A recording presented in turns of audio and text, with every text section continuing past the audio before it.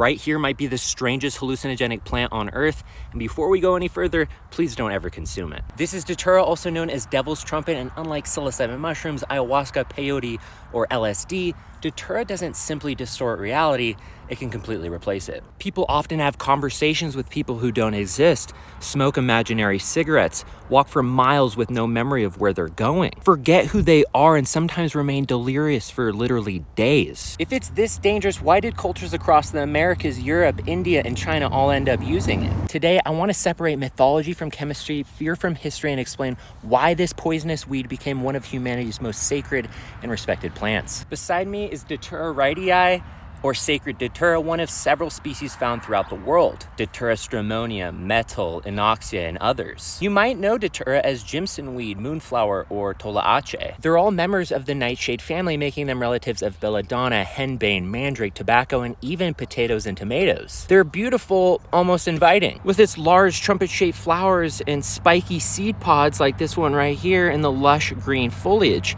And that's exactly what makes them so deceptive. Because every part of this plant, from the flowers right here and the leaves and to the roots, stems, and the spiky seed pods, contain powerful tropane alkaloids capable of producing one of the strangest altered states known in psychopharmacology. Basically, what makes Datura so terrifying all comes down to its chemistry. Most classic psychedelics like psilocybin, LSD, DMT, and mescaline primarily activate serotonin 5-HT2A receptors. Your perception changes, reality bends, and transcendence ensues, but somewhere deep down, you usually know that you're tripping. Datura, on the other hand, works completely different. Instead, it contains the tropane alkaloids scopolamine and hyoscyamin, which block muscarinic acetylcholine receptors throughout the brain. Acetylcholine is one of the brain's most important neurotransmitter systems.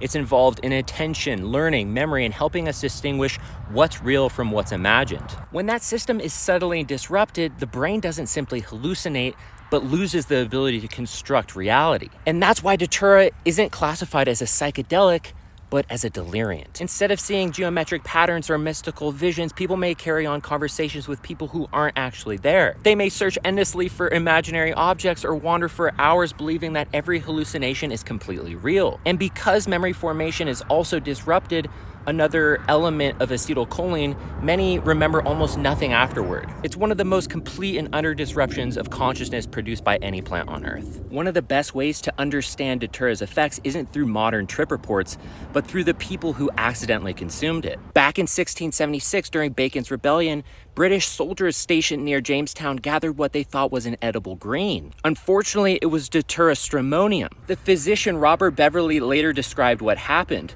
The soldiers became profoundly delirious. Others embraced people who weren't really there. Many laughed uncontrollably while none of them appeared to understand what was actually happening. 11 days later, they finally recovered but remembered almost nothing. Because this poisoning happened in Jamestown, the plant became known as Jamestown weed, but eventually shortened to Jimson weed and became one of the most famous botanical names in early American history. So if Datura is this dangerous, why does it appear over and over again throughout history? It's because traditional cultures weren't using it recreationally. They treated it with extraordinary caution. Among many indigenous peoples of the Americas, the species Datura inoxia, known as tolaache, was worked with by trained healers. Among the Chumash of California, Datura wrightii right here, called Mamoy, played a role in initiation ceremonies. Young boys fasted before drinking a carefully prepared infusion made by their grandmother. They then spent the night alone with their visions before a shaman helped interpret what they experienced and what it might mean for their life ahead. In India, Datura metal became closely associated with Lord Shiva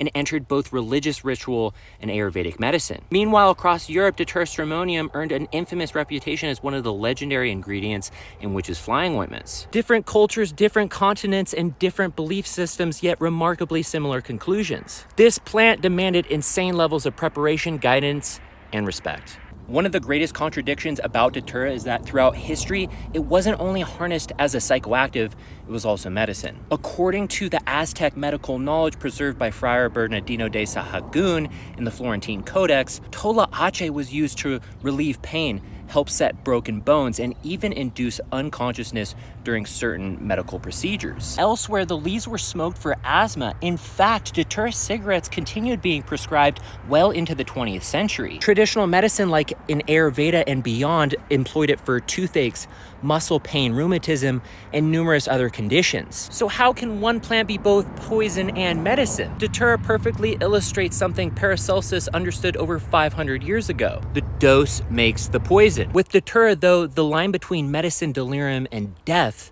is astonishingly thin.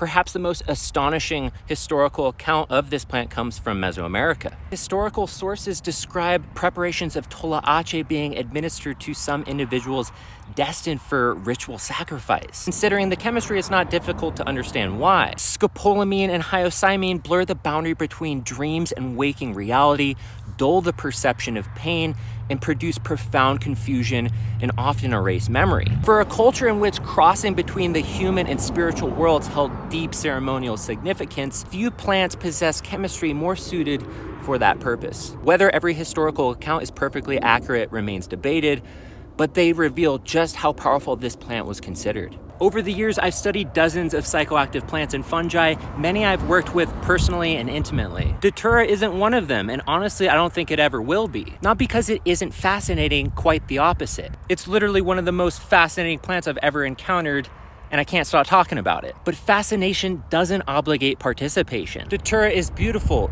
ancient, medicinal, poisonous, hallucinogenic, and sacred. Perhaps no other psychoactive plant embodies so many contradictions at once. It really doesn't fit neatly into our modern categories of good or bad. Instead, it reminds us that the relationship between humans and plants has always been more complicated than that. Traditional cultures understood its dangers, so they surrounded it with ritual, training, and restraint. Today, much of that context has been lost, which is why I think Datura is best appreciated not through experimentation, but through study. Some medicines do invite us to step closer. Others teach us from a distance, and Datura may be one of the greatest teachers we'll never need to consume.